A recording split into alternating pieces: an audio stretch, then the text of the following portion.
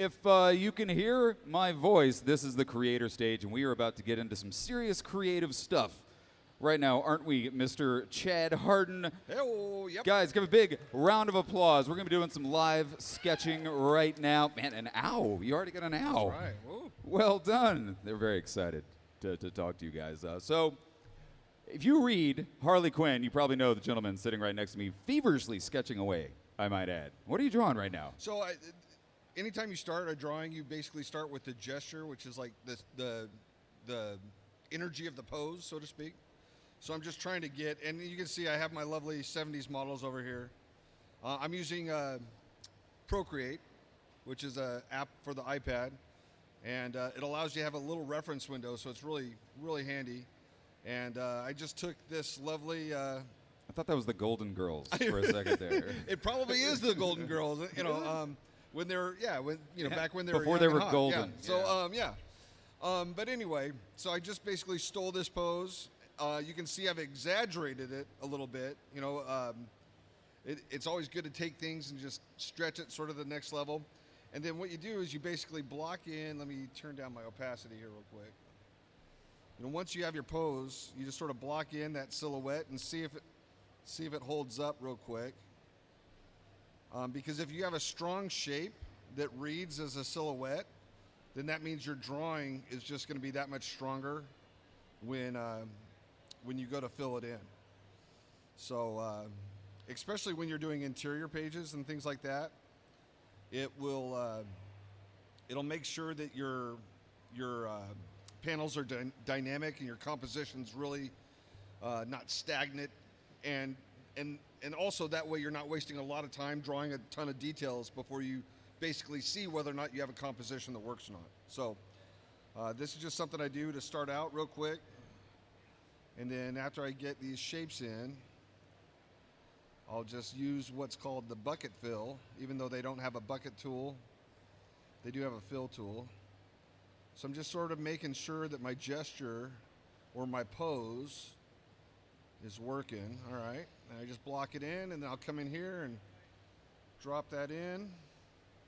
The magic of Procreate. Right. Digital technology, don't get me wrong, I love having a traditional piece that's in my hands right in front of me. But when you have like strict DC deadlines or publisher deadlines, it really helps you work faster. Now I'm just going to take 1 second. I'm going to flip this pose. Flipping it allows it tricks your mind. Your mind will get used to looking at something. You guys ever seen the memes where someone draws the really nice piece of artwork and then they flip it and it's all distorted? I got to Google that as soon as we're done. It's a thing. So I just flipped it really quick, and then I'm just going to just make a few quick adjustments, and then I'm going to flip it back. And then I'm going to grab this. I'm going to center my image. And this is the great thing about working digitally. You can always, make changes. How long have you been working digitally? And Since is it a full transition or? Yeah, at this point. I mean, I'll still do covers and splash pages traditionally. But at this point, interiors, very much digital. Yeah. So, okay, so I like what I got. I'm going to come in here and I'm just going to pop in a new layer. And then I'm going to grab my trusty brush that I used to work with. And then I always start with the head. Let's just do sort of make sure I'm on a new layer. I am, okay. I'm going to turn the size of my brush up, the opacity down. And now I'm just going to start blocking in some of the details real quick. For people just joining us, do you want to spoil the surprise and tell us what it is we're drawing right now? Oh, I'm sorry. We're drawing Harley. I mean, what else? Why would we not draw Harley? Yeah. So let's see. I did a lot of continuous issues of Harley from New 52 and Rebirth. I want to ask you about the New 52. Anybody who reads DC Comics knows what the New 52 is, but for people who maybe were unaware of it, it was a huge deal. Nothing that big had happened to comics since Secret Wars. Yeah. Kind of let people know kind of what the New 52 was, and more importantly, what did you think of it when it first came across your desk?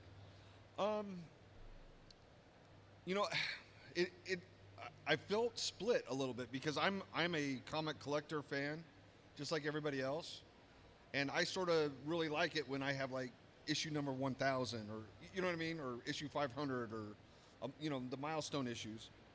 But what it was is New 52 was basically a reboot of the DC universe, and it gave new readers a chance to jump aboard and basically start new with all new issue number ones. And when we did Harley, There's Harley, 52 titles. yeah, Harley was one of the New 52, and boy, we took it by storm. It was sort of a surprise success. It was a phenomenal issue number one. I mean, Yeah. it grabs you, and it's a wonderful introduction to the character. If you've never read the New 52 Harley Quinn, it's a great way to kind of jump into the character, Yeah, which is kind of the point of the New 52, wasn't it? yeah.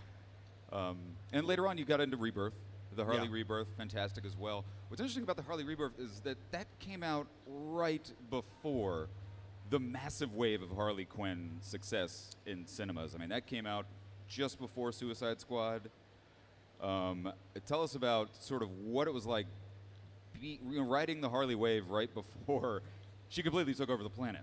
Yeah, it was, you know, I got to thank Jimmy and Amanda. I mean, they really sort of stuck up for me, Jimmy and Amanda and Dan, because when the book really took off, I think the instinct from some people was like, well, let's put like a giant name on it. You know what I Right, mean? And, yeah. and I was sort of an unknown artist, really. Just throw I Jeff mean, Johns up in there. For right. Yeah.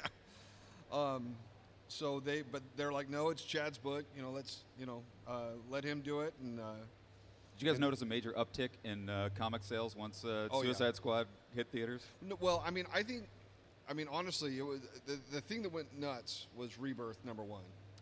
I mean, I had people coming up to my table with wagons full of comics, and that's when I was like, okay, I can't handle this by myself anymore. I gotta have help. I'm going digital. Yeah, exactly. So that was the big change. So Do you have any artists out there? If anybody has any questions about process or any advice on digital comic book making, we have a microphone right here. So please feel free to ask. I have a question. We said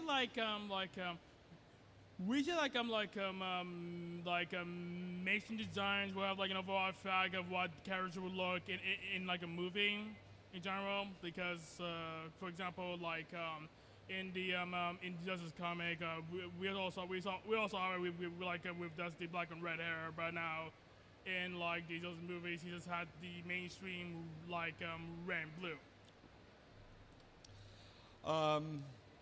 you know, I really did it. That was one of the things I really enjoyed about the new Suicide Squad is she was in the costume that we designed, which I obviously am a huge fan of. But you know, I like it when the movies sort of respect the source material. It's a little bit more authentic, and I like that. But don't get me wrong, I thought Margot Robbie was a perfect cast choice for the first Suicide Squad. I think she's a perfect Harley. I think she nails it every time she does it. But yeah, it's always good to see the characters portrayed in the outfits that you draw. Yeah. So yeah. Do the films ever inspire the comics? I think with Harley, we changed her hair blonde to match Margot Yeah, Robbie's. yeah. It Yeah. definitely influences. So let's get back to the sketch. Okay. So what are we working on? I'm just after I got the shapes in, now I'm coming in here real quick, and I'm just really quick, just sort of blocking in the outfit, a little bit of the anatomy, turning the shapes from a flat shape to try to make it look a little bit more 3D, doing a little foreshortening, things like that. And I'm just going as fast as I can, and then when I get it all blocked in, then I'll look for errors and fine tune. But yeah, and I should have started with the face first. Normally you always start with the face first, but for whatever reason I got sidetracked, and we're doing. It's because I'm asking so many random questions. Speaking of wonderful questions, We have one from the audience. Sorry, the phone is so high. Okay. I have trouble drawing hands. What is the most difficult thing you have trouble drawing? I think for me, perspective buildings. Just because there's so much detail and you have to be so exact.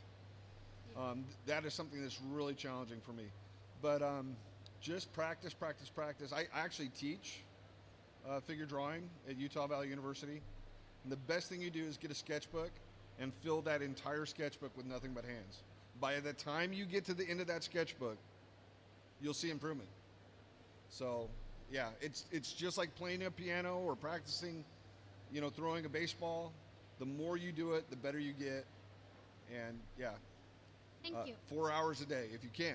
That's great advice. Yeah, we had Mike Hawthorne on the Creator Stage back in Philadelphia, and he said the same thing. Yeah. It's you can't stop practicing. Yeah. You're talking about anatomy. How important is it to take things like anatomy classes? Really get to know the human form to be a comic book creator or artist. I tell my students all the time. Like, I think sometimes my students feel like, they took a class. And when they're done with that class, they're done learning about that thing. And I'm like, that's not how anatomy works. I'm like, you're going to be working on anatomy till the day you die. It's never going to stop. It's not like you climbed Everest and you stuck a pole in the summit. It's like it's Jacob's ladder. You just keep at it every day. And so, get as much practice as you possibly can, because it never stops. You can always learn more about anatomy. You can always learn more about rendering. It's not something where it's like, okay, here I did it. Yeah. It's like now you got to do it over and over again, and now you got to do it from this pose, and now you got to do it from this camera angle. I mean, yeah, it's amazing. Doing murals, doing standard art is one thing, but when you're in comic books, you have to know how to draw people from every angle, in every position, in motion, while standing still, while riding a bus, while jumping off a building. Exactly, flying, kicking. I mean, it's got to be one of the hardest jobs for an artist. Yeah, but it's also exciting too. Yeah, because I have a lot of friends that they work in animation, and just working on a 5-second piece of animation, they're literally drawing almost the exact same thing over and over again, just moving like, So, comics is a lot of fun too. Speaking of comics being a lot of fun, and if anybody does have a question, if you're just joining us, we have a microphone right over here. Here's Mr. Comics with Bueller right here. Take us back to 2006 with your first issue of Fist of Justice, 29. This gentleman, if I'm not mistaken, your first ever published piece of comic book art. Now, when that hit store shelves, did you feel like, okay, I've made it, I've reached the mountaintop, so to speak, it doesn't get any better than this? I was very happy because I always wanted to do comics, but I lived in Las Vegas, and at the time when I did Fist of Justice, I was in Salt Lake City, Utah, and back then everything was still in New York. Like, if you wanted to do comics, you basically had to be in New York. And I knew nobody in New York. I knew no one at Marvel or DC.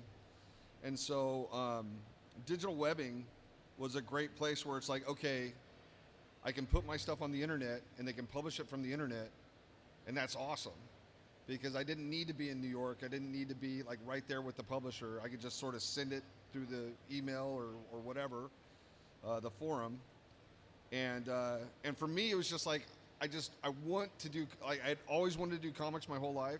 And I was 30 years old, and I was like, if I don't get a comic published now, it's never going to happen. So that was my first comic. I was 30. And, but it was interesting. I did that book, and then Joe Abraham, who's an editor at Boom at the time, he saw it, and then I got work from Boom. And then I did work for Boom, and then I did some more work for digital webbing, and then it just sort of got more and more attention, and it sort of snowballed into the next job. It's like you struck gold with that one piece, which probably isn't a very common story in comic books. I mean, I would imagine more artists fail at achieving their long-term goal than actually succeed.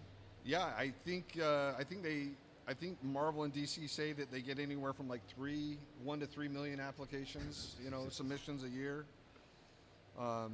So in those terms, you have a better chance of getting in with the NFL than you do Yeah. getting in with a major publisher. So Well, let's get back to the sketch. Where are we at? yeah, I'm just Only because you guys have a way better view of the sketch than I do, so I'm just I'm kind of just curious. finishing up the head here. I drew the chin a little too long with my gesture, so I'm just ignoring some of that initial silhouette and blocking things in. Those Finishing up. mistakes you talked about earlier. Well, Yeah. you know, it's not really mistakes. It's just sort of cleaning up, you know, just refining. You know, like if you start with a lump of dirt, you eventually just want to remove the parts you're not using till you get to the sculpture underneath. So That was profound, man. Very deep. Yeah. You talk about just sort of how you broke into comics and not knowing people in New York. In your opinion, I mean, how important is it to know somebody in the industry to really get noticed? And I'm asking on behalf of everybody out here that's trying to break into the comic book industry. I think persistence is the most important thing. Like even after I got my first, so I got after I did Fist of Justice and all those other issues, I still had to like submit my stuff to portfolio reviews. Like right now, DC has a portfolio review. Ben Abernathy's looking at portfolios here. Here, Yeah, here this at weekend. Megacon, yeah. And that's very important to get your stuff in front of editors. But even after I had my portfolio review, I hadn't heard anything back. And I was talking, I went to San Diego Comic-Con and I was talking with Clement Suave. He's passed away, but do you know him? Are you familiar with I'm Clement not at all? familiar. Okay. But he was like, listen, because I had my portfolio under my arm and I was looking at his art. He was like, well, let me look at your art while you look at my art.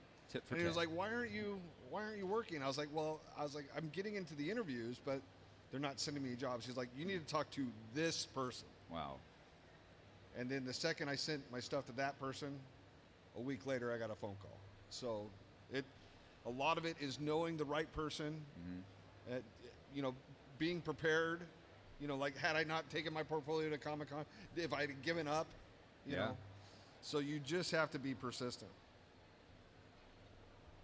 So I know you're flying through this quickly. Is this typically the pace you would work at to do a page for DC? I'd be working a lot faster. A lot faster? Yeah.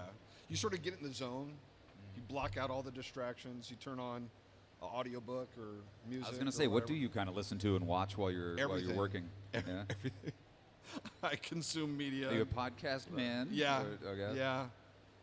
I did a lot of true crime until my kids got older, and then they started getting paranoid. I was like, this is not good. My daughters are like carrying around guns and mace. I'm like, maybe I should lay off the Daddy, you true- know way yeah, too the much true about crime John Wayne Gacy. podcast. Yeah, exactly. Yeah. Whoop. Um, Yeah. But I read a lot of books. I think I just finished Sapiens and Guns, Germs, and Steel.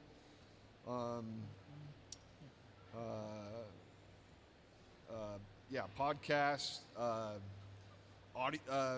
I've listened to like every Game of Thrones, every Harry Potter, every you name it. You know? Yeah. I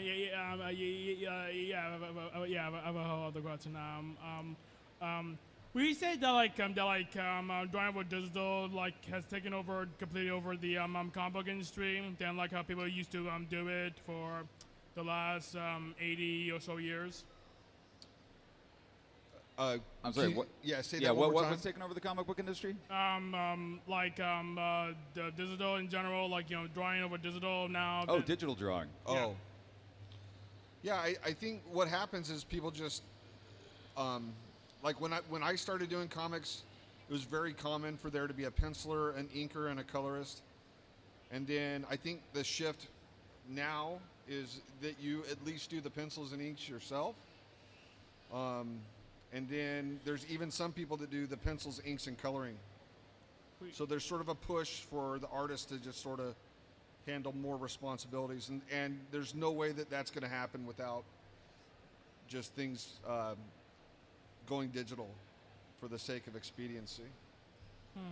And what is the cause of that? Is that really penny pinching by the industry, or is it? Do you find that more artists kind of want to do their own inking and their own coloring, and they want to have more control over it? So I worked with Wayne Foucher for a very long time at DC. He was basically my inker at DC, and we worked together for like 8 years. And then I took a break and went and did the Traveler and Dragon Age with Boom and Dark Horse. And then I came back to DC, and I joined up with Wayne again, and it was like we started over because I took like a 2-year break. If you ink your own stuff, there's no reintroduction to. Does that make sense? Yeah. Like it takes a while to sort of build like this symbiotic relationship with your inker, and if you're doing that with if you're just doing it all yourself, then it expedites everything. So and then also you control the result. Yeah. So because a lot of times especially if it's a new penciler inker team, things just don't mesh. Yeah, yeah, you see that a lot. Like, I don't know if anybody follows people like Scotty Young on Instagram. I mean, he does his own penciling and his own inking and stuff, and he has a very unique inking style. Exactly. You can't have a Scotty Young pencil and then hand it over to a new inker, and it's just not going to have that same Exactly. look. There's very few people that probably could ink his artwork and do it justice. Right. So. All right, let's get back to the drawing. What are we? It looks like we're doing some serious shading. Yeah, I'm just dropping in some fills into the dark areas of her jacket.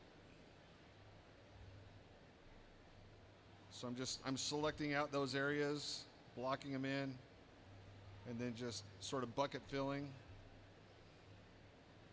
Do we have any digital artists in the audience? There we go. Got one right there.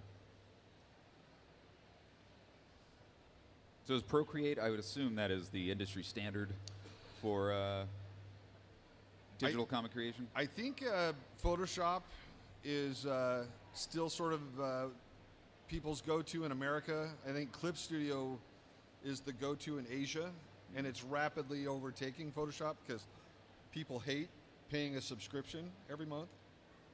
I know I do. My Adobe bill is more than my water bill. And having to have internet access. Yeah. So we were talking Right, to some exactly, of the booths yeah. they're like, what's the Wi-Fi? I can't get into Photoshop. Right, exactly, yeah. It's like you own something. We're Well- going off on a tangent here, guys, about how Yeah. much we hate Adobe.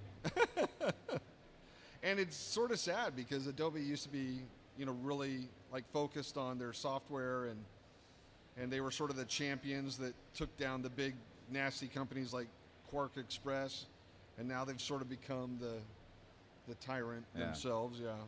We were talking a little bit earlier about things that you read. I find that a lot of people who work in the industry don't read a lot of comics. They focus more on novels and, reading the newspaper and stuff more than reading comics. Do you have a pull list still at your local comic shop? I have a pull list of artists. I follow artists. I don't follow writers. No offense to writers, but Who I needs them? really don't care about them. It's terrible. It's a horrible thing to say. You can have a poorly written comic, Yeah. and it'll still be good if you have a good artist. That's why they don't have Writers Alley at, Right, at Comic Con, but 900 artist alleys. But if you have a poorly drawn comic, there's no saving it.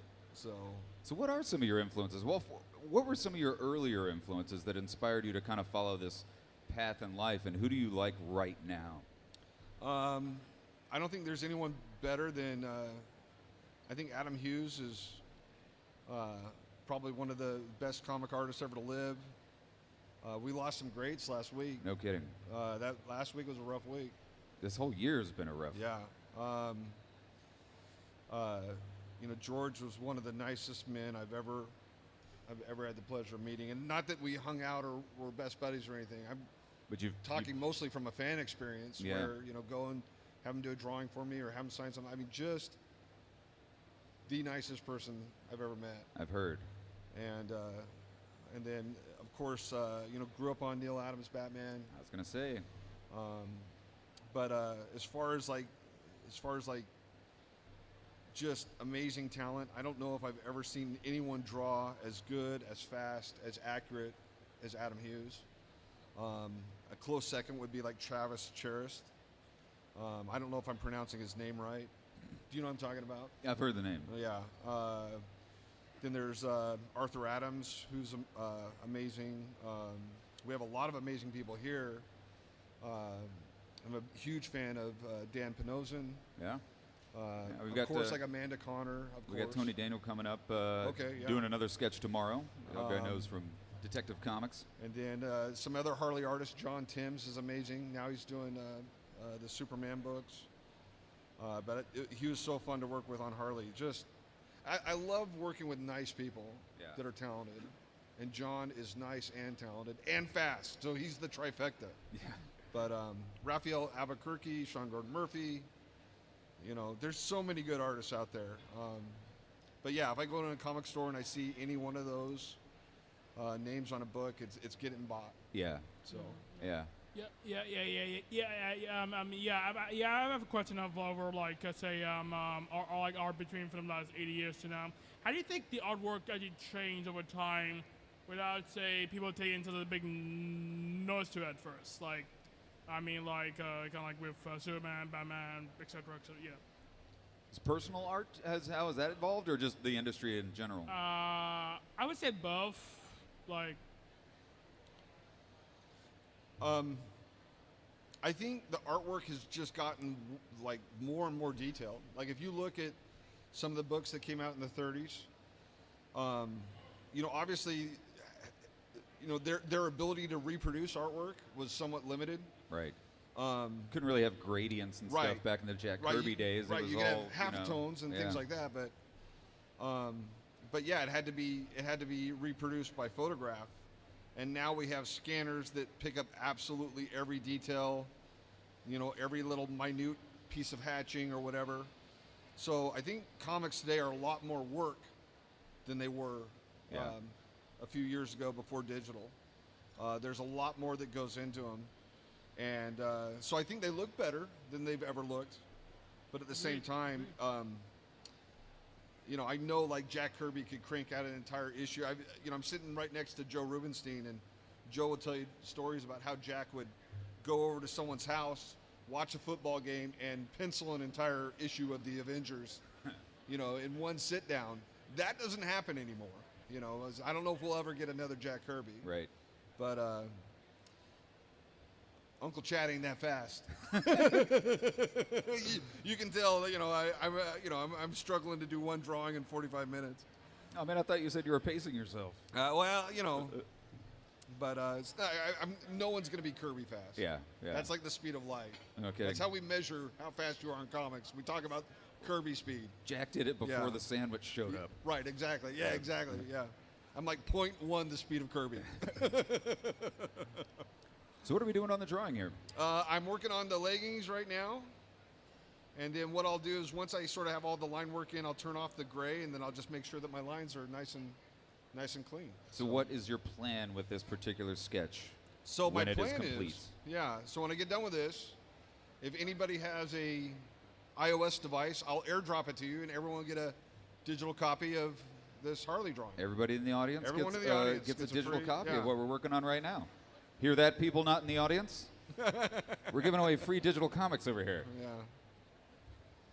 And then if you have an Android or something, we can figure it out. We'll email it or something.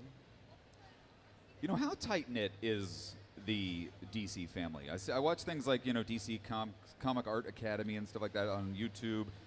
It seems like you guys are pretty tight-knit family. Like, we talked to Stephanie Phillips in Philadelphia at this exact same stage, and she was telling us that they all go to the gym together and they go get coffee together all the time. Well, I'm sort of removed. Mm-hmm. I'm not there in Burbank, but I have what I call a con family. So I Right. see everybody, going from show to show to show. And sometimes we'll, if we have deadlines, we'll stay up late in the hotel lobby and we'll work on pages together. But at one point in time, I knew a lot of people at DC, and but over COVID, with all the layoffs, and a lot of the people I knew are no longer there. So yeah, it's sort of a constant state of change, I think. But you get very friendly with people, and then when they leave, you just wish them the best and hope you see them again. So Yeah. Speaking of COVID, can we speak of COVID? Is Sure. that a thing? Yeah. Is this your first time back to the convention floor? And how amazing is this show right now? We show- talked about it a little bit earlier. This is the biggest con I've been to in probably 3 years. Yeah, this is an amazing show. It's not my first. Can't remember which one was my first, but this one feels almost normal. Does that make sense? Like, Absolutely. pre-COVID. normalcy. So And it's only Friday. I know. mean, anybody that's coming tomorrow, man, it's going to be an amazing, amazing weekend. but it does feel nice to get out. Feels nice not to have to wear a mask. Yeah. So I hope everything just keeps going back to normal. I'm ready for it. I don't know if you guys are or I not. think everybody is. Yeah. So I got an industry question. Why are comics so expensive these days?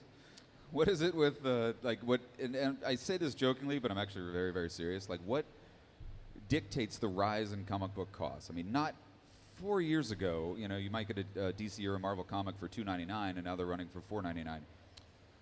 I think a lot of it's got to be material. I think if you talk to editors, they'll tell you that the number one expense is paying talent. Actually the talent working on the book. That's just something you say to the talent. I know. When they walk in the Right. door and they're I asking think that's for a raise. tactic for trying to keep your You're rates killing low. the industry. We're paying you. But seriously, you got to think. Anytime there's a increase in gas prices, well, that's how your comics get to the store. Yeah. Anytime there's an increase in paper, like think of how expensive lumber is right now. Yeah, there's well, massive paper's paper made out shortage. of trees, Yeah. right? So, One thing I think DC's done, to their credit, is, with the ever-rising prices of paper and gas and just comics in general, they've made their product better by using special glosses on their covers, heavier stock. So they actually are producing a better physical product, which kind of, in my opinion, makes it worthwhile to pay that extra buck to get that really killer, thick, glossy cover. yeah, I appreciate it, but I also understand. You got to be competitive. If it comes down to having a awesome book or keeping the doors open, keep the You got to doors keep open. the doors open. Yeah. So where are we at on the sketch? I'm just finishing up Boots right now. We're getting down to it. So I'm got one. Here's the thing about Harley. Like if this were any normal superhero, their costumes are symmetrical. Right. With Harley, it's not. You're constantly sort of switching things up, having to make sure that you drew things on the Like, right side. she's the most asymmetrical Yeah, right. character Yeah. since So you just- Clayface. Yeah, exactly. So you just got to make sure that you're not doing anything crazy. I've done that where I've accidentally sent Harley backwards. And my editor's like, dude. I was going to say, how many mistakes have you made in drawing so a character? many. Oh, so many. I owe a bottle of Johnny Walker to every person at DC Legal, that's for sure. And all my editors. Another question? Yeah. I thought Tom would have asked this by now. Let me see. What was I gonna ask? Oh yeah. Right. Yeah. I remember.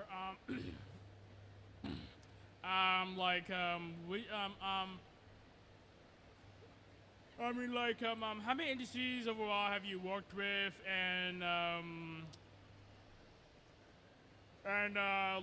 would you say their work ethic is different from, say, from others, or does it the same? It's a great question. How many different industries, different companies have you worked for, and how would you compare something like DC to Marvel, or DC to Image, or DC to Boom? DC has always treated me the best out of any North American publisher, hands down. And why is that? I don't know. Well, not why. I guess maybe how.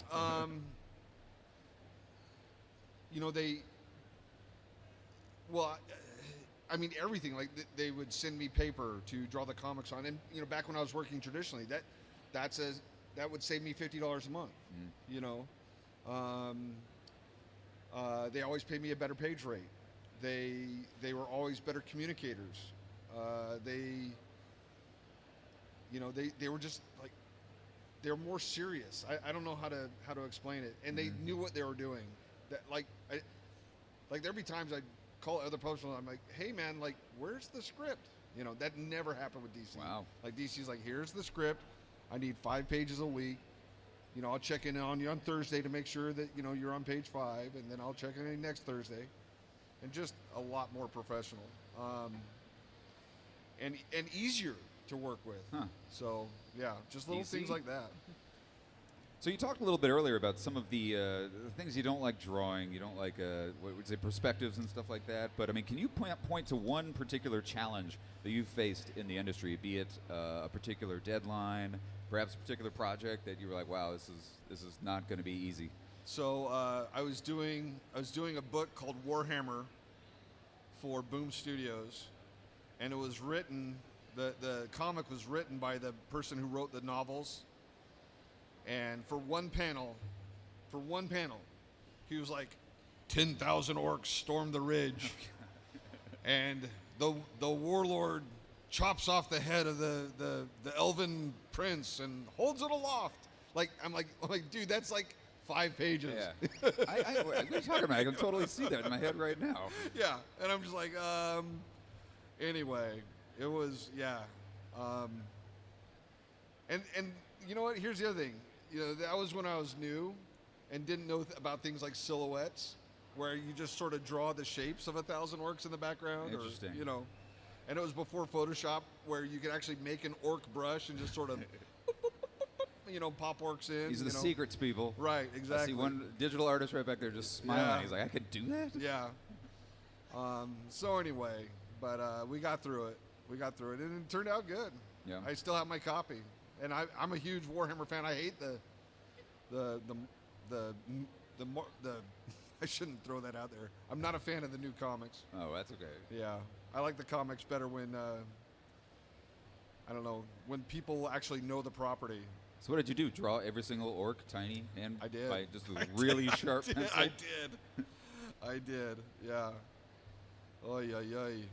What are some comic book characters? Let's get into some characters that A, you've done, but B, you've never done that you'd like to do, and C, ones that you've created from scratch. So I grew up on, and I'm sitting right next to Bob McLeod, but I grew up on New Mutants, X-Men, Claremont's X-Men and New Mutants and X-Factor and I love those books, and then also Amazing Spider-Man. Todd McFarlane was on Spider-Man, so it was phenomenal. So Spider-Man, X-Men, and then Image hit, Yeah. and everything, about everything Image, Sandman, a lot of the Vertigo stuff, Preacher. Trying to think what else. Yeah, I grew up at like a great time to be in comics. I really did. There's lots of chains and stuff in the 90s. Lots of chains Yeah. and fire. Yeah, Texiera's Ghost Rider. That was Yeah. a great book. I worked at a comic store, and they paid me Yeah. $2 an hour plus all the books I could carry out on Friday. And they didn't know this, but I would stack. I'd like have one hand down here, all the way up to my chin, open up the door, have my truck waiting right outside, and just like walk out with like 1,000 books. Yeah, I'm gonna Like, take every they image thought- number one. yeah, exactly. So yeah, they thought that they were taking advantage of me. I was like, no. Can you guys still see the sketch okay? I know we've moved the. Did I move it? Moved it around a I'm lot. sorry. Oop. Can you guys see that? Okay, good. So, yeah, I read everything, and I loved most of what I read. I loved Valiant, the Harbingers, Yep. Archer and Armstrong. We had Jim Shooter up on this stage yesterday. Oh, It was okay, the most yeah. amazing conversation. Yeah, no, and he was editor-in-chief for a lot of my favorite Marvel books, too. So I loved all of it. I grew up on Watchmen and Dark Knight Returns, and I mean, there's just so many things. You walked into the comic book store and it was like magic, just so much new stuff, and it was all amazing. Mutant Turtles. So yeah. Anyway, it was a great time to be a comics fan. We're getting so close to the end. It's looking so phenomenal. It's like once you take the gray background out, it's like, holy crap, that's Yeah, like, I did. there Yeah, she is. I just popped it out. There she is. We can put it back in if we want to do highlights. But I'm just trying to darken up some of these edges. So I do want to let everybody know, where are you and what are you working on right now? So Like, where are you an artist, Alley? I mean, not I'm mentally. in AA110.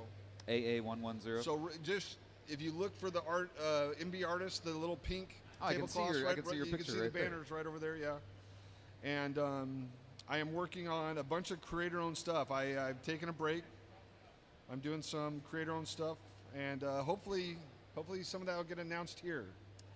Hold on. So Right yeah. here? Like right now? On the Not- stage? No, not right here, right now. But I'll on, let. man. I'll let. Now here's the. I'm going to show you guys the other great thing about working digitally. I'm going to flip this again. Remember how I flipped it? So let's take a look. And you know this face is okay, but it's not perfect. Watch this. Here's the other great thing about working digitally. You can go in here. We have this little tool called Liquify. Oh my heck. Oh, look. I magically drew that face perfectly the first time. Those eyes are in perfect alignment. Right, exactly. So that's the advantage of working digitally. I didn't have to erase that and make sure it was 100% perfect. I could just go in there and fix it in 5 seconds. I had one art instructor that says a computer is not a great drawing tool, it's a great erasing tool. Yeah, essentially. The pencil works Yeah, fine. Exactly, yeah. So, check out, You're about to make an announcement. yeah, I got a I feeling. don't know. Anyway, I don't know what I can say, so I'll just listen for my name at some of these panels. Which panels should we go to? You know, I think I could talk Chad, about it till I hear tomorrow your at the name. sketch duel. So go to Okay. the sketch duel tomorrow, and hopefully Okay. I can talk about it then, right? All right. Yeah. Definitely head to the Sketch Duel panel tomorrow for an amazing announcement. Guaranteed. Practically guaranteed. For Mr. Chad Hardin. Yeah. Okay, There we go. there we go. I wish I had time to color it, but I spent too much time yakking. I know. I asked too many questions. So that's hopefully one last question. What is your favorite thing to draw besides Harding? Cats. Cats. What? When I teach my gesture class, we draw cats for an entire week, and it's so much fun. That's funny, man. It's We were, very therapeutic. we were talking to Mike Norton, and he hates drawing cats. I asked him to draw no. me a sketch of my cat with Wolverine, and he's like, I just draw the worst cats. You know what? I might be able to show some. Hold on one second here, real quick. Let's see. Let me make sure I'm not showing you trade secrets. Hold on. Yeah, that big surprise. Yeah, exactly. Just a reminder, everybody, if you do have an Apple or iOS device, this original sketch that we just did, well, I helped. We're going to be able to airdrop it to you so you get a free digital piece of art. Okay, so here we go.